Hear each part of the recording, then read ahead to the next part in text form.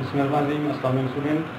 आज हम chapter number 3 को स्टार्ट करेंगे और उसका आज हमारा पहला लेक्चर है, तो शुरू करते हैं। चैप्टर का नाम है बायोडाइवर्सिटी। तो क्या नाम है? बायोडाइवर्सिटी। देखिए स्टूडेंट, बायो और डाइवर्सिटी ये जो वर्ड है ये दो बुनियादी अल्फाज से मिलकर बना हुआ है। लेकिन पहला जो लफ्ज़ है वो है बायो और दूसरा जो है वो है डाइवर्सिटी। नहीं, अकॉर्डिंग टू इस अगर हम इस वर्ड को देखें तो बायो का मतलब हम लेंगे कि लाइफ, और डाइवर्सिटी को कहते हैं हम कि एक किस्म का आप इसको अक़साम कह सकते हो, वैरायटी कह सकते हो, या दूसरे लफ्ज़ों में इस ज़मीन के ऊपर मुख्तलिफ़ अक़साम के जानदारों का फैलाव भी कह सकते हैं। यानी कि बायो यानी कि जानदार, और डाइवर्सिटी में आप कह लेंगे इसको कि वैरायटी या अक़साम। ये दो अल्फाज जो हैं इससे इनका मतलब निकाला जा सकता है। यानी बायोडाइवर्सिटी यानी कि जानदारों की अक़साम, इस ज़मीन के ऊपर जानदारों की मुख्तलिफ़ अक़साम। देखिए स्टूडेंट, आप जब इस ज़मीन को देखेंगे तो अगर आप इस ज़मीन के मुख्तलिफ़ हिस्सों में जाएंगे तो आप देखेंगे कि आपको मुख्तलिफ़ जगहों पर मुख्तलिफ़ जानदार मिलेंगे।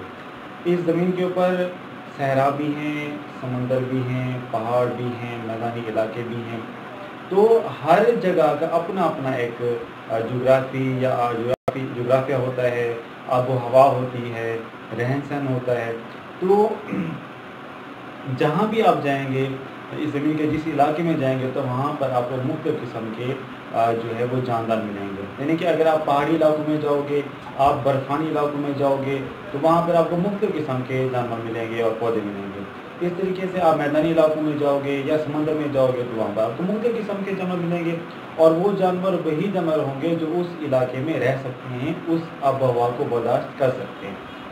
तो इसी चीज़ को जांचने के लिए कि किस जगह पर कौन से जानदार पाए जाते हैं ज़मीन के ऊपर, तो हम इसी बायोडाइवर्सिटी का क्या करते हैं, मुताला करते हैं।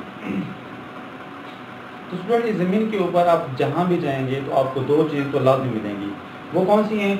यानी एक है फ्लोरा और एक है फाना। फ्लोरा यानी कि पौधे, और फाना यानी कि जानवर। फ्लोरा और फाना, जिस इलाके में भी जाएंगे आपको फ्लोरा और फाना लाजमी मिलेंगे, यानी पौधे और जानवर तो वहाँ पे लाजमी मौजूद होंगे। ये और बात होती है कि वहाँ पर पौधे और किस्म के पाए जाते हैं और जानवर और किस्म के पाए जाते हैं। पौधों की अगर हम बात करें, अगर आप देखें तो आपको मुख्तलिफ इलाकों में आपको मुख्तलिफ पौधे मिलेंगे। जैसे कि अगर आप देखें कि ये जो ये चलगोज़े, ड्राई फ्रूट हैं, चलगोज़े होते हैं, पिस्ते होते हैं, बादाम होते हैं, ये आपको पहाड़ी इलाकों में मिलेंगे, आपको मैदानी इलाकों में नहीं मिलेंगे। तो इस तरीके से और जानवर भी, जैसे कि बंदर हो गए या और जंगली जानवर हो गए, तो वो भी आपको वहाँ पहाड़ी इलाकों में मिलेंगे, आपको यहाँ मैदानी इलाकों में नहीं मिलेंगे। मैदानी इलाकों में और किस्म के जानवर मिलेंगे और पौधे और किस्म के मिलेंगे। तो यही बात सेम यही है, यानी कि मुख्तलिफ इलाकों के फ्लोरा और फाना मुख्तलिफ होते हैं। याद रखना कि फ्लोरा यानी पौधे और फाना यानी क्या होते हैं, जानवर होते हैं। आगे चलते हैं।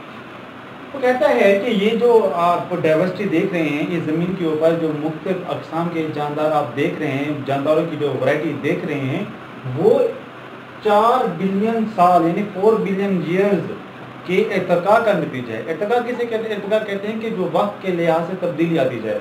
तो कहते हैं आज अब इस ज़मीन के ऊपर जो मुख्तलिफ अक़साम के, लाखों अक़साम के जो है वो जानदार आपको मिलते हैं, तो ये दरअसल 4 बिलियन सालों के इर्तिका का नतीजा है।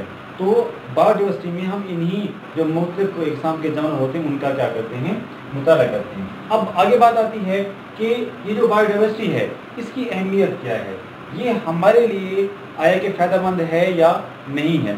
तो स्टूडेंट, बिल्कुल बायोडाइवर्सिटी हमारे लिए फ़ायदेमंद है, और फ़ायदेमंद इस वजह से है क्योंकि हम इंसान बरह रास्त यानी वास्ता बिल वास्ता हम डायरेक्टली इनडायरेक्टली हम इस बायोडाइवर्सिटी पर इन्हिसार करते हैं। कैसे इन्हिसार करते हैं? देखिए स्टूडेंट, इन्हीं बायोडाइवर्सिटी की मदद से हम दवाएं बनाते हैं, मुख्तलिफ किस्म के अद्वियात आप इस बायोडाइवर्सिटी से ले सकते हैं। उसके बाद कुछ सनती मादे हैं, जैसा कि फाइबर्स हो गए, धागे, रंग हो गए, गम्स और चिपकने वाले मादे हो गए, रबड़, اس کے بعد تیل وغیرہ، یہ سارے کے سارے اسی بایوڈائیورسٹی سے ہمیں حاصل ہوتے ہیں۔ اس کے علاوہ اگر ہم بایوڈائیورسٹی کی اور اہمیت کی بات کریں تو بایوڈائیورسٹی ہمارے ایکو سسٹم کو قائم رکھتی ہے، یعنی کہ ہمارے آپ دیکھ لیں کہ جنگلات جو ہیں ہمارے جو ماحول ہے اس کو خوشگوار بناتے ہیں، اس طریقے سے جو جانور ہیں ان کی بھی اپنی ایک اہمیت ہے۔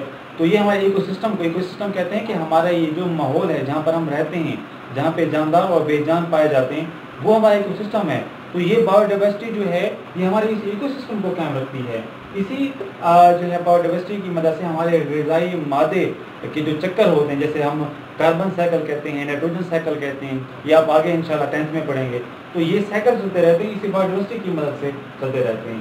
اور یہی جو بایوڈائیورسٹی ہے یہ ہمیں زرخیز مٹی بھی دیتی ہے، اور اس میں ہم فصلیں اگاتے ہیں، اور اسی سے ہمیں اپنی خوراک حاصل ہوتی ہے۔ یعنی کہ آپ یہ کہہ سکتے ہیں کہ ہمارا مکمل انحصار جو ہے وہ اس بایوڈائیورسٹی پہ ہے۔ اگر یہ بایوڈائیورسٹی کیا رہے گی تو وہ سمجھ لیں کہ ہم بھی سروائیو اس زمین کے اوپر کر سکتے ہیں۔ آگے چلتے ہیں، بایوڈائیورسٹی میں ایک اور نظام ہے، کلاسیفیکیشن کا نظام ہے، اور بایوڈائیورسٹی اسی کلاسیفیکیشن کے اوپر ہی چلتی ہے۔ دیکھیں اسٹوڈنٹ، بات میں نے پہلے بھی آپ کو کہی تھی کہ اس زمین کے اوپر لاکھوں کی تعداد میں جاندار موجود ہیں، اور ابھی اور لاکھوں جاندار دریافت ہونے باقی ہیں جو ابھی تک دریافت نہیں ہوئے، تو ڈیلی ایک نئی اسپیشیز دریافت ہو جاتی ہے، ایسا وہ دریافت ہو رہی ہیں۔ تو اب یہ جو اتنے سارے جاندار ہوتے ہیں کہ ان کی ہم پہچان کیسے کریں؟ ہم کیسے پتہ چلے گا کہ یہ جاندار جو ہے یہ فلاں جاندار؟ اب دیکھیں میں آپ کو ایک سمپل سی بات بتاؤں کہ سانپ کی اتنی اقسام ہیں کہ جو ہے ان کے مختلف نام رکھ دیے گئے ہیں۔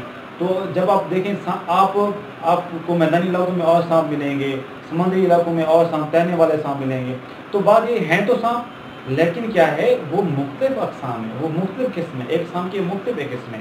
اب اس کو نام دینا ہے، اس کو علیحدہ گروپ میں رکھنا ہے۔ اس طریقے سے مچھلیاں ہو گئی، جانور ہو گئے، پودے ہو گئے، تو یہ سارے موجود ہیں لیکن ان کی اقسام مختلف ہیں۔ اب ان کو پھر مختلف گروپس میں تقسیم کیا جاتا ہے تاکہ ان کی پہچان ہو سکے، یعنی گروپ اور سب گروپ میں تقسیم کیا جاتا ہے۔ جب آپ مختلف جانداروں کو، یعنی مختلف جانداروں کی اسپیشیز کو ایک گروپس اور سب گروپس میں تقسیم کرتے ہیں، تو دراصل آپ کیا پڑھ رہے ہوتے ہیں، آپ کیا کر رہے ہوتے ہیں، ان کی کلاسیفیکیشن کر رہے ہوتے ہیں، کلاسیفائی کر رہے ہوتے ہیں، ان کو مختلف گروپ میں ترتیب دے رہے ہوتے ہیں۔ تو کلاسیفیکیشن کے لیے ہم دو جو ہے ٹرمز کو استعمال کرتے ہیں، ایک ہے ٹیکسانومی اور دوسرا سسٹمیٹک۔ ٹیکسانومی میں کیا ہوتا ہے کہ ٹیکسانومی میں آپ جانداروں کو مختلف گروپس میں تقسیم کرتے ہیں، اور مختلف گروپس اور سب گروپ میں تقسیم کرتے ہیں۔ اور سسٹمیٹک میں یہ ہوتا ہے کہ آپ جانداروں کو گروپ میں تقسیم کرنے کے ساتھ ساتھ ان کے ارتقاء رشتے کو بھی معلوم کرتے ہیں۔ ارتقاء رشتہ کہتے ہیں کہ کیا دو جانداروں کا ماضی میں کبھی آپس میں تعلق رہا ہے۔ اس کی میں آپ کو مثال یوں دوں کہ سائنٹسٹ کہتے ہیں کہ انسان جو ہے وہ بندر کے اندر ارتقاء آتا گیا، اور اس ارتقاء، اس تبدیلی کے نتیجے میں انسان آج یہاں پہ موجود ہے۔ تو یہ ایک وہ سائنسدان جو ہے وہ رشتہ جوڑتے ہیں، انسانوں اور بندر کے آپس میں سائنسدان کیا جوڑتے ہیں، ایک رشتہ جوڑتے ہیں۔ تو سسٹمیٹک میں ہم ان جانداروں کا آپس میں تعلق، ارتقائی تعلق بھی ڈھونڈنے کی کوشش کرتے ہیں۔